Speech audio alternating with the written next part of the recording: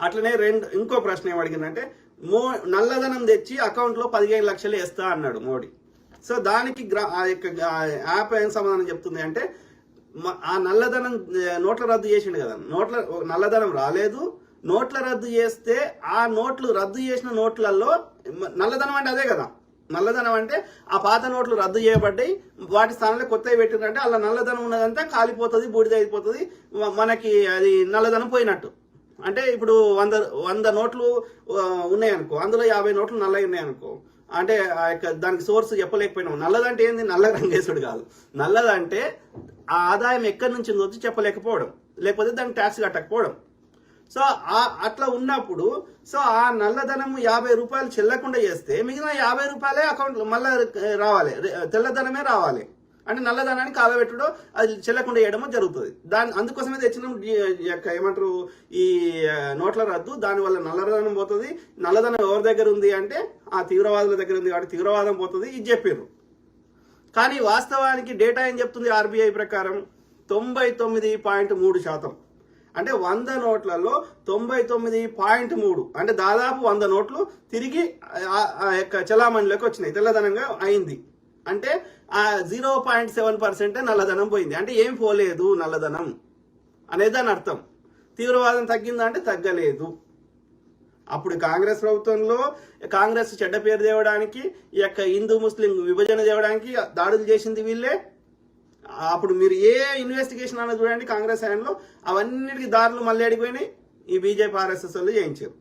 ఇప్పుడు కూడా అదే ఎన్నికల ముందు చేయించేది, మళ్ళా హిందూ ముస్లిం చెప్పడానికి బీజేపీ వచ్చినాక చేయించింది బీజేపీ వాళ్ళే, కాంగ్రెస్ ఉన్నప్పుడు చేయించింది బీజేపీ వాళ్ళే. కాంగ్రెస్ అధికారంలో ఉన్నప్పుడు ఏమో శిక్షలు పడేది, ఇప్పుడు శిక్షలు కాదు, ఈ విచారణ కూడా జరుగుతలేదు.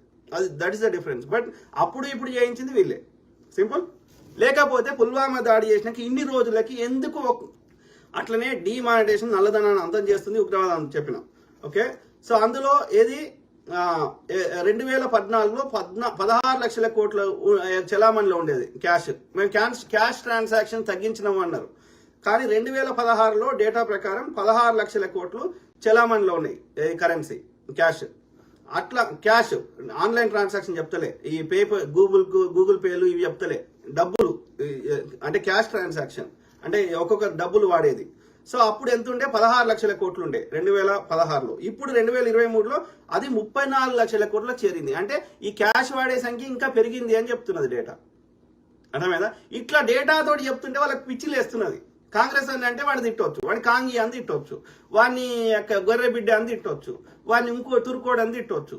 కానీ ఇప్పుడు చాట్ బ్యాట్ని ఏం తిడతావు, అది ఫ్యాక్ట్ చెక్ చేసి డేటా ఆధారంగా చెప్పబట్టే. సో వీళ్ళ కూసాలు గదులుతున్నాయి. ఓకే, అర్థమైందా? ఏది అట్లనే అటాక్స్ కంటిన్యూ అయ్యాయి.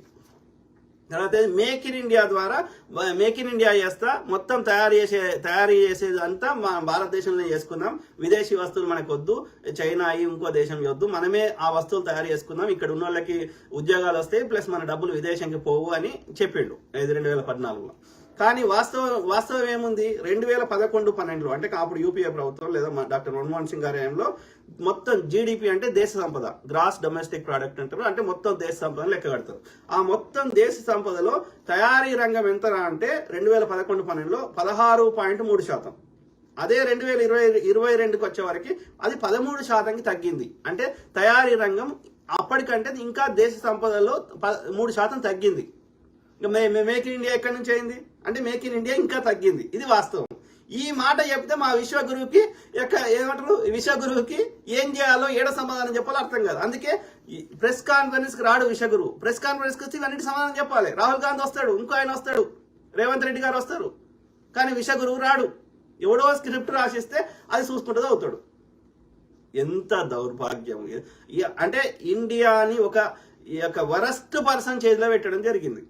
ఎవరు పెట్టించిర్రు, ఎందుకు పెట్టించిర్రు, అది అదాని అంబానీలా విదేశాల అనేది $1 మిలియన్ క్వశ్చన్. ఓకే, ఎందుకంటే భారతదేశం బాగుపడద్దు, భారతదేశంలో ఉన్న మెజారిటీ ప్రజల దగ్గర పైసలు ఉండొద్దు. ఎవరి దగ్గర ఉండాలి పైసలు? అదాని అంబానీల దగ్గర ఉండాలి, లేకపోతే బ్రాహ్మణుల దగ్గర ఉండాలి.